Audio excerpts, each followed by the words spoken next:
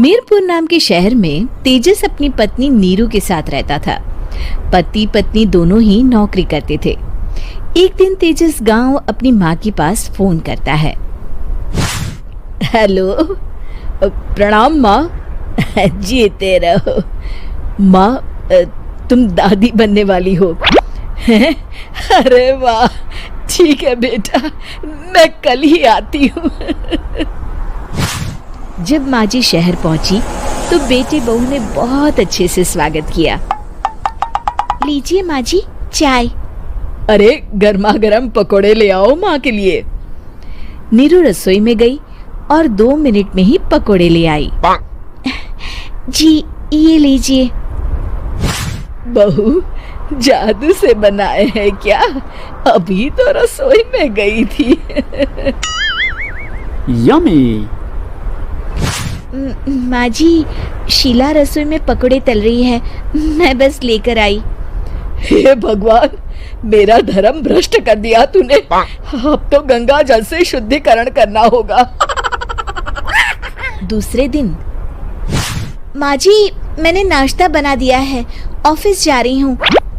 पर अभी तो घर का सारा काम पड़ा है। शीला आती ही होगी, झाड़ू पोछा बर्तन कपड़े वो सब कर लेगी। हमारे जमाने में घर का सारा काम हम ही करते थे। जी माँ जी, आप बहुत होशियार हैं, मैं घर ऑफिस दोनों नहीं संभाल पाती। तो जरूरत क्या है घर से बाहर जाकर चाकरी करने की? वैसे भी घर का काम खुद करने से घर में बरकत आती है, समझी? पर माँ जी।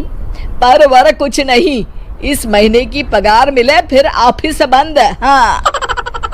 रात को नीरू तेजस से कहती है, सुनिए जी, माँ जी बोल रही थी कि मैं नौकरी छोड़ दूं। वैसे ठीक ही तो है, अभी तुम्हें आराम की जरूरत है। फिर भी आराम कहाँ, शीला को छुड़ाने के लिए बोल रही थी। तो अब 24 घंटे में इतना काम तो कर ही सकती हो। पर जॉब पसंद है मुझे, घर पर मन नहीं लगेगा। अगले दिन जब दोनों ऑफिस के लिए निकल रहे थे, मेरी तो कोई कीमत ही नहीं है इस घर में।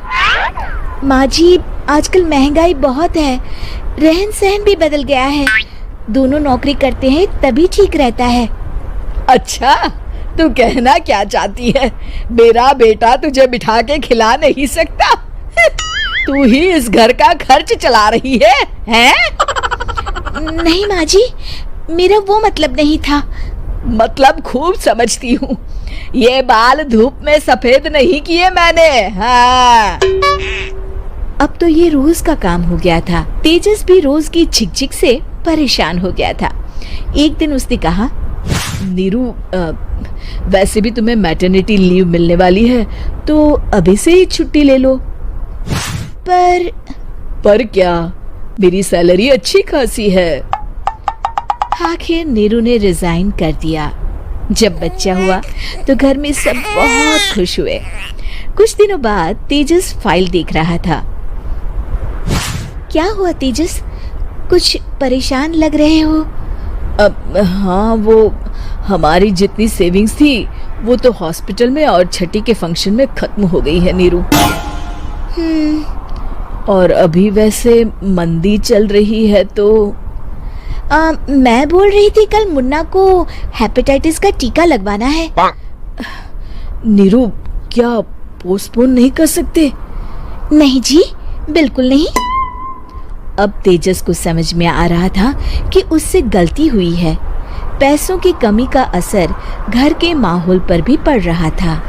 अगले दिन, बेटा मेरा चश्मा और ये दवाइयाँ ले आना, पर्चा देते हुए माँ जी ने कहा। जी। तेजस, मुन्ना के लिए दूध का डिब्बा और डायपर भी ले आना, और ये किराने के सामान की लिस्ट है, इसे भी लाना है। तेजस गुस्से में लिस्ट मरोड़कर फेंकता है और चिल्लाता है, पैसे क्या पेड़ पर उगते हैं? ये ले आना, वो ले आना। अरे पर ये जरूरत का सामान ही है। वो गुस्से में बिना कुछ कहे ऑफिस चला गया। अरे लंच तो ले जाइए।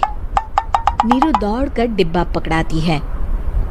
एक दिन खाना खाने के बाद, नीरू,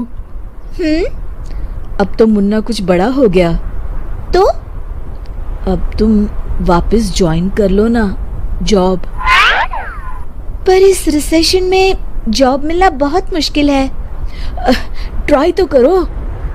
फिर मुन्ना, माँ जी है ना, और एक फुल टाइम मेड भी लगा लेंगे। पर माँ जी, उन्हें तो पसंद नहीं। तभी माँ जी वहां आ जाती है और प्यार से नीरू के सर पर हाथ फेरते हुए बोलती है, अब मेरी समझ में आ गया बहू, पहले के और अब के समय में अंतर है।